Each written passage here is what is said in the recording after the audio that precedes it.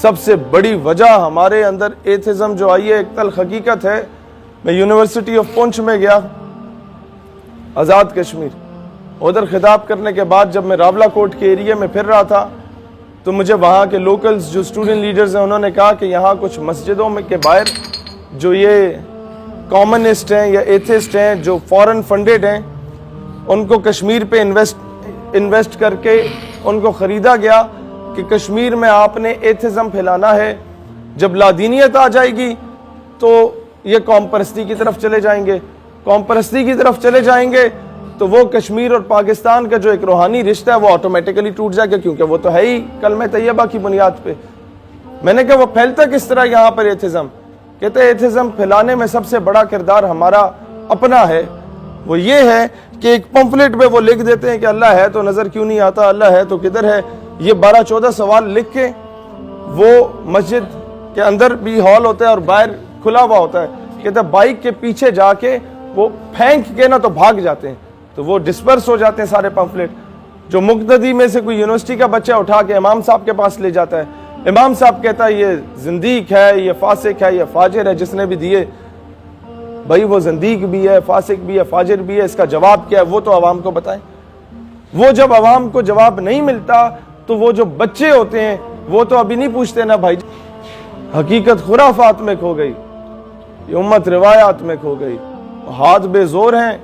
الہاد, یہ لبرلزم, یہ تو بہت چھوٹی چیز ہے. الہاد, ایتھزم, لادینیت, دین بیزاری, ہاتھ بے زور ہیں, الہاد سے دل خوگر ہیں, امتی باعث رسوائی پیغمبر ہیں. بھائی جان, میں مشائخ کانفرنس میں بھی جا کے پیران عظام سے کہتا ہوں کہ اب خدا کا واسطہ اپنے صاحبزادگان کی تربیت کریں, جیسے حضور ضیاء الامت پیر کرم شاہ الازہری رحمۃ اللہ علیہ بغیر بلائے مہمان چلے جاتے تھے عرسوں پہ, اور جب خطاب کا موقع, ظاہری سی بات ہے معتبر شخصیت تھی, لوگ دے دیتے تھے, تو وہ مریدین کے سامنے پیر صاحب سے کہتے تھے ہاتھ جوڑ کے کہ اپنے بچے میرے حوالے کرو, 2-4 جماعتیں پڑھ لیں گے تو کل کو کوئی شرعی مسئلہ سمجھا دیں گے, نہیں تو پنڈ دیہات میں تو لوگ ان کے گوڈے گٹے چوم لیں گے کہ پیر صاحب تشریف لے آئے ہیں.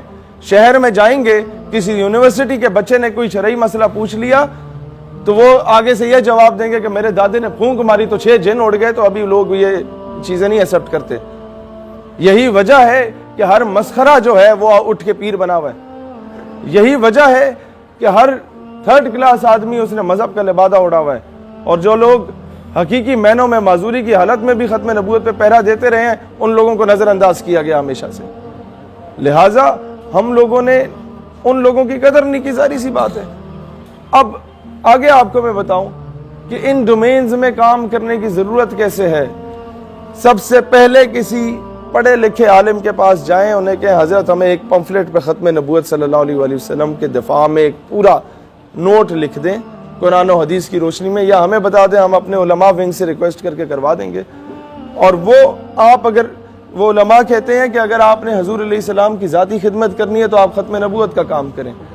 آپ منیمم جو کام کر سکتے ہیں وہ یہ کر سکتے ہیں کہ کالجز یونیورسٹیز کے باہر وہی پمفلٹ فوٹو کاپی 1000 روپے تو ہر بندہ انویسٹ کر سکتا ہے نا دین کے لیے, وہ آپ 1000 فوٹو کاپیاں کرائیں, ہر یونیورسٹی کالج کے باہر کھڑے ہو جائیں, پینٹ کوٹ پہن کے ٹائی لگا کے کھڑے ہو جائیں, تاکہ انہیں آر محسوس نہ ہو کہ پتہ نہیں کون اٹھ کے آ گئے.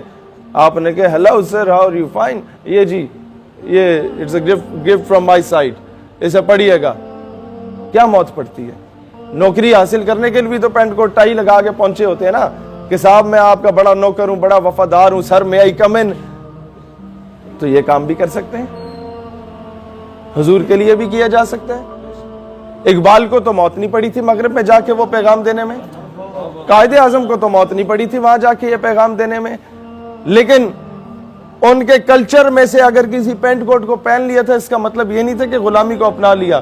وہ ایک آنکھ والی اینک ٹائپ پہنتے تھے قائد اعظم رحمت اللہ علیہ, تو دوران خطاب وہ گر گئی تو انگریزوں نے ابھی شور مچانا شروع کر دیا جو سامنے بیٹھے ہوئے تھے کہ اب یہ جھکے گا اور اٹھائے گا, اور اس طریقے سے جو کبھی نہیں جھکا ہمارے سامنے اسے جھکنا پڑے گا.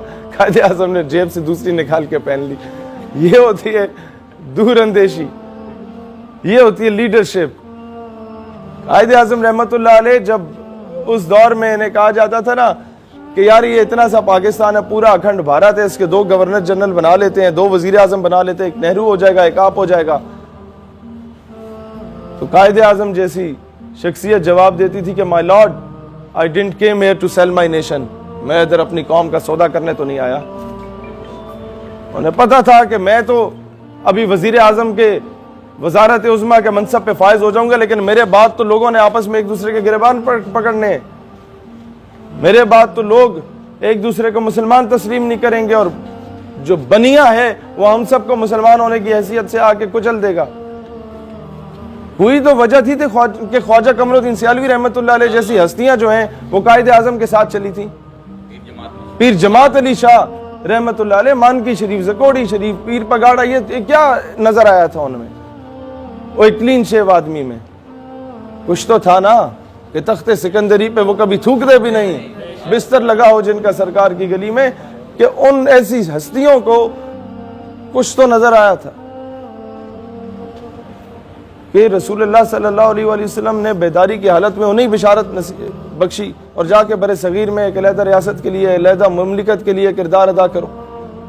لہٰذا آپ لوگوں نے یہ مایوس نہیں ہونا کہ جناب ہم اس لیول کے بندے نہیں ہیں تو شاید ہم کام نہ کر پائیں. اپنے یونیورسٹی میں, اپنے کالج میں, اپنے مدرسے میں, اپنے علاقوں میں, اپنے جس ڈومین میں کام کر رہے ہیں, جہاں جاب کر رہے ہیں, وہاں اپنا کردار ادا کریں. اور یہ لٹریچر بانٹیں. مرزا قادیانی کو لانچ ہی لٹریچر کی بنیاد پہ کیا گیا, اس کی کتابوں کو مفت میں چھاپا گیا ملکہ برطانیہ کی جانب سے اور پورے بر صغیر میں ڈسٹریبیوٹ کیا گیا. ہم نے اس کے کاؤنٹر میں کیا کیا؟ ہم نے صرف نعرے لگائے, اور نعرے بھی اپنے ہم خیالوں میں لگائے ہیں نا, کفر میں جا کے تو لگائے نہیں ہیں. ہم پہ سب سے بڑا الزام یہ لگتا ہے کہ جی آپ جہاں خطاب کرتے ہیں وہاں خواتین ہوتی ہیں ساتھ. او بھائی اب وہاں کا ایٹماسفیئر ہی ایسا ہے تو ہم لوگ وہاں جا کے بات نہ کریں تو مجھے بتائیں, مسجد میں 250 ہم خیال کے ساتھ پنکھے کے نیچے ختم نبوت کا نعرہ یا نعرہ رسالت لگا دینا تو بڑا آسان کام ہے. وہاں جا کے کام کریں جہاں پر لبرل مافیا ہولڈ میں ہیں, تب جا کے کام ہوگا. پیر کرم شاہ الازہری کیوں ATI کے ہر وہ جو مونوگرام جس بچے نے لگایا ہوتا تھا سیدی یا رسول اللہ بلا, اسے اٹھ کے سینے سے لگا لیتے تھے. لوگ کہتے تھے خلفاء آپ کے جو جہاں سے جن کو خلافت دی ہوئی تھی وہ رس جاتے تھے, وہ کہتے تھے حضرت صاحب یہ کل کے بچے ہیں, بدماش ہیں, لڑائی کرنے والے ہیں, ہم نے ساری زندگیاں دین کے لیے لگائی ہیں, آپ انہیں سینے سے لگا رہے ہیں. ہم آتے ہیں, آپ بیٹھ کے ہاتھ آگے کر دیتے ہیں, ہم ہاتھ بھی چومتے ہیں یا ہاتھ بھی نہیں چومتے, آپ سینے سے لگاتے ہیں, کیا وجہ ہے؟ وہ کہتے انہوں نے یہی جواب دیا کہ یہاں میرے ساتھ بیٹھ کے دربار پہ نعرے لگانا اور ہے, کالج یونیورسٹی میں جا کے نعرے لگانا اور ہے. سیدی مرشدی سیدی مرشدی